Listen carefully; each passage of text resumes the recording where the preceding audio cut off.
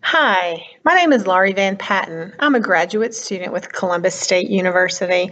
I'm so excited to be here for the first ever conference held at Walt Disney World in Orlando, Florida, on how we can become leaders of learning in the new century. My presentation today, To Infinity and Beyond, Leading Learning in the New Century, is going to be about collaborating, creativity, critical thinking, and communication. But before I get started on that, I have an activity I'd like for you to do with me. If you would take just a moment and just close your eyes for me. With your eyes closed, imagine sitting in a movie theater. Keeping your eyes closed, imagine being on a roller coaster. With your eyes still closed, imagine being in a classroom. Go ahead and open your eyes. When you were imagining sitting in a movie theater, were you in a comfortable reclining seat with your Diet Coke or your Pepsi and the cup holder and some popcorn? Or maybe you were having dinner when you can go to one of the dine-in theaters and have a meal or some snacks. How that's changed since we were younger, when you just go to the movie theater and pull the seat down, sit on it, finish watching on those hard armrests, and get up and move on out and throw your stuff on the floor when you're finished. What about when you're thinking about the roller coaster? Wow, I know when I was younger, back in 1970s, in Nashville, Tennessee, we had something called Opryland, and they had a roller coaster called the Wabash Cannonball. And we thought that that was awesome because it had 2 loops that you went through. Now, roller coasters are everywhere. People go to all different countries and states to be able to ride a roller coaster. We have roller coasters that twist and turn and go upside down, backwards, in the dark. Here at Disney, we have the Rock and Roller Coaster, where you can go from 0 to 60 seconds, with 0 to 60 in less than 5 seconds. You're like flying down the roller coaster in the dark. So lots of excitement and innovation has been done, even with movie theaters and the way that we go and watch a movie, roller coasters and the way that we go and enjoy a roller coaster. But what about when you imagine being in a classroom? Were you sitting at a desk? Were there tables? Would you imagine the 4 walls, chalkboard, a dry erase board, teacher, maybe some books out?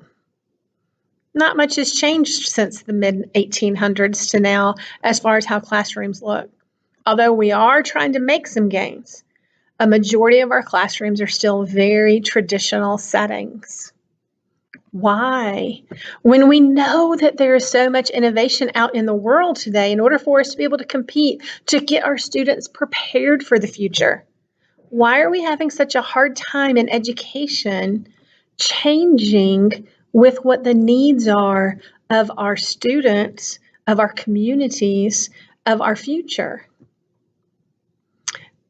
In looking at my presentation today and the title, To Infinity and Beyond, if you've had an opportunity to watch the movie Toy Story, I'd like to make a little connection with Toy Story and my idea of what we're going to be doing today. In 1993, Pixar Studios were tasked with creating 3 movies. One of the movies that they're creating is Toy Story.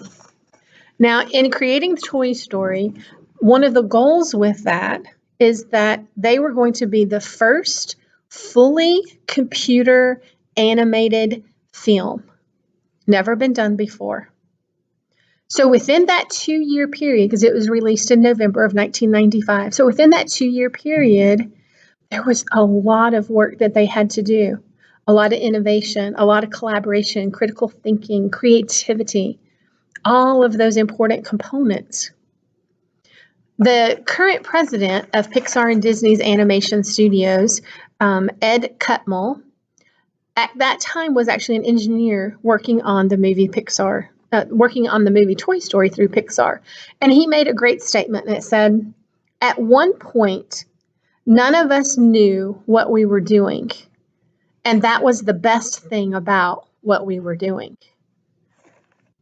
That's a really awesome statement, in my opinion. Not really knowing what we're doing, but knowing that it's going to be something great. We just have to figure out how to get there. So in creating the story, Toy Story, they had to actually develop the computer programming. They had to develop the software, the hardware, before they could even do anything else with the animation. So it was all brand new and it was all trial and error. And they did not sit in a classroom with four walls and desks and chairs. They were out. They were looking. They had to do research. They tried things. They worked together. They had to share ideas, see what worked and what didn't work. Knowing this is what leads me into my presentation today with you. Some of you may be familiar with the name Grant Lichtman. In 2014, he traveled around the United States visiting multiple schools, trying to get ideas of how are they solving problems in those schools? What innovative ways are they teaching their students to become lifelong learners, to become self-thinkers, to become self-reflectors? Some of the things that he observed while he was doing his tour were how, as teachers, as educators, as parents even, we are not allowing our students to think critically. We're not providing them with opportunities to be creative, to really answer and ask questions. We're giving the answers. We already have an expectation of what it should look like. So in our directions and in our activities for them, we're already providing them with the guidelines on how to do something. But what about that kid who doesn't want to use the blocks to build a house, but maybe wants to go outside and get some sticks and some leaves and some mud and make a house? What about the kid who really is not very good at writing or typing on a computer, but is great at singing or acting out something? Why aren't we providing them with more opportunities for choices? So one of the things also that Mr. Lichtman recognized was, as referenced earlier in the presentation, in the 1850s, when we were teaching children, it was very structured and systematic. And here's A, and when you finish A, you can do B. And if you don't finish A, you can't move on to B. And over the years, for whatever reason, this continued to be our processes in how we were teaching. Even though we've done, best practices and we've done educational research, and the research says to do these types of things, and brain-based research has said to do these types of things.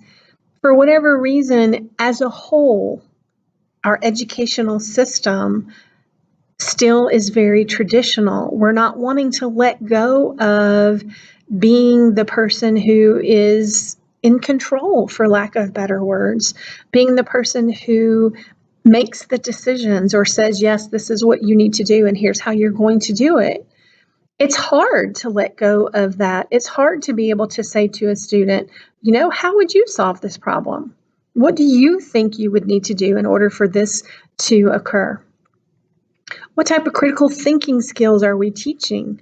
How are we providing activities for students to collaborate if we still have them sitting in individual desks in the classroom? So some of the other things that he pointed out to you were, he added something else called choice, which a lot of our schools in the county that I'm from, we do choice, but are we doing choice for the best interest of the students?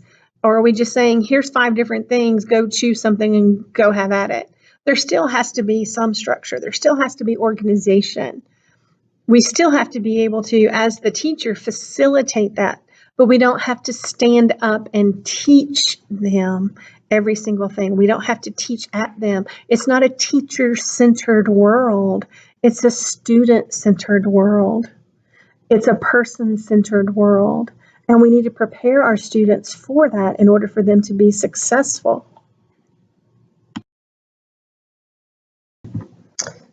In an article by Will Richardson called Getting Schools Ready for the World, He made a point of talking a lot about technology and how we need to utilize technology as a benefit, but there's a lot of things that need to come along with that. Our schools are not preparing our students to be able to use technology as a learning tool, as a way to be innovative, as a way to think critically and to collaborate with others. According to the article, by the end of this decade, over 5 billion people will be carrying a cell phone. 5 billion people. That's enormous. Think about all the different things we can do with our technology. We have Instagram, Snapchat, Facebook, Twitter. All of these are forms of communication. Can be ways to collaborate with one another, can offer opportunities for us to analyze and to think critically. We have to think about what we're putting in those messages. Sometimes it needs to be quick and brief, like on a Twitter is, just words. It's not supposed to be sentences or an explanation. So it comes with guidelines. It kind of comes with norms. It comes with how-tos. And I guarantee you, almost all of you out there who have children age 10 and up, maybe younger, probably know how to use those tools better than you do.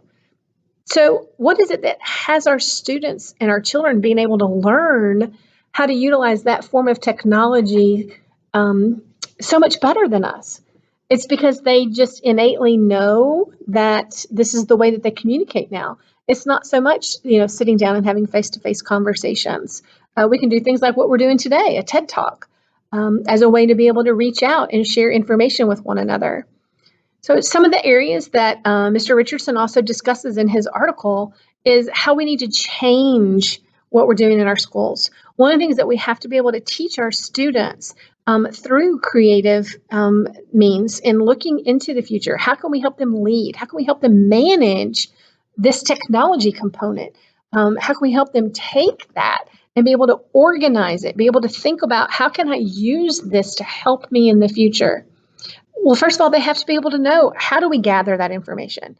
How do we organize that information? How do we analyze that information? How do we take that and look at the best way for me to use this, and how's it going to impact me or impact others around me in the future? How will this look 10 years from now, 15 years from now? We have to help our children be able to think analytically, think critically, and creatively. This is what's going to help them be able to pursue new ideas. They might be working on a problem today or how to solve a problem today that might not really be in existence, but 5 years down the road, it could be.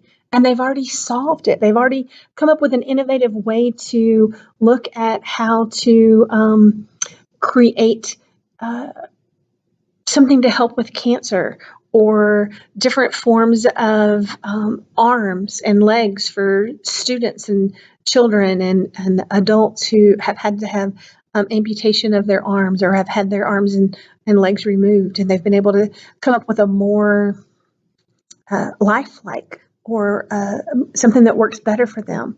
I mean, look at that by itself, how the innovation of going from a mechanical arm or mechanical legs, and you have all the different versions of that now. That's innovation. That's change. That's looking into the future. What does this person need, and how can I help create that? What would it look like in the future? We don't want them to just do what they can do right now. We don't want someone to be like, oh, this is just the way it is today. We want to know, what is it going to be like in 10 years, 15 years, 20 years from now? How is what you're doing today going to help me when I'm 20 years older, help my children and help my children's children? We also have to be able to help our students and our children be able to create a deep culture of learning. We have to go beyond the surface, dig deep. And sometimes that means for ourselves as educators, we also have to dig deep. We have to really think about, what is it that's going to help us move forward in the way that we are teaching, in the way that we are learning, in the way that we're leading and managing our educational system. These decisions impact every avenue of our world. They impact our life. They're going to impact what we do in the future, and they're going to impact how well we do things in the future. One of the other critical components that we also need to look at is being able to just tell students, I want you to pursue your interest. I want you to tell me, what is it that you're interested in? And how can we take what you're interested in and help incorporate that into activities that we can do in the classroom to help us look at our society and our future as a globalization of learning, looking into the future. So going back and looking at the storyline of Toy Story, you have Woody and Buzz Lightyear as the main characters. Woody is a cowboy, so he's kind of coming in with the old school type of thing. He's the one who's been there the longest. He's been the toys since the little boy was in kindergarten. And then years later, with innovation comes Buzz Lightyear. He has sounds and lights, and he can fly. He's the space ranger. So he brings in excitement. It doesn't mean that Woody still isn't loved and appreciated and needed. It just means that now Buzz is coming in and he's kind of showing a different way of how things can be and what things could look like. And isn't that what we really want for our children and for our future? We're not saying throw away the old. We're saying let the old teach us how we can make the new so much better. In the book Coherence by Fullen and Quinn, there's 4 major areas that they discuss, which have correlated with some of the things that I've shared with you in my presentation of Infinity and Beyond. First, you have to have a focus. There has to be a direction. What do we know we need to do to change? Where are we thinking we want this to go? Then we have to be able to do that cultivation of collaborating. We have to build that community of learners. We have to dig deeper into the learning. We have to think about how to clarify that. What are our goals? How can we get those goals? Is our goal too broad? Can we make our goal more specific? How can we build capacity for learning through our activities? And there also has to be an accountability issue, internally as well as externally. We have to be able to be accountable for what we're doing, how we're going about doing it. So I hope that you've enjoyed my presentation today of Infinity and Beyond, leading learning in the 21st century. I hope that you're asking yourself questions. How can I go back and do things differently at my school? What can I look at in my school? Let's just pick one thing. What's one thing that we can do where we're supporting our students to become self-reflectors, to become self-motivated, to think critically, and to provide them with opportunities to be creative. Let them go outside and get the sticks and the leaves and the mud to make the house. It doesn't have to look like everybody else's house. Let them use different forms of material or different avenues to be able to present something to you. I hope you enjoy your time here at Disney and enjoying the rest of the conference. Again, I'm Laurie Van Patten with Columbus State University. I appreciate your time and attendance today. Thank you.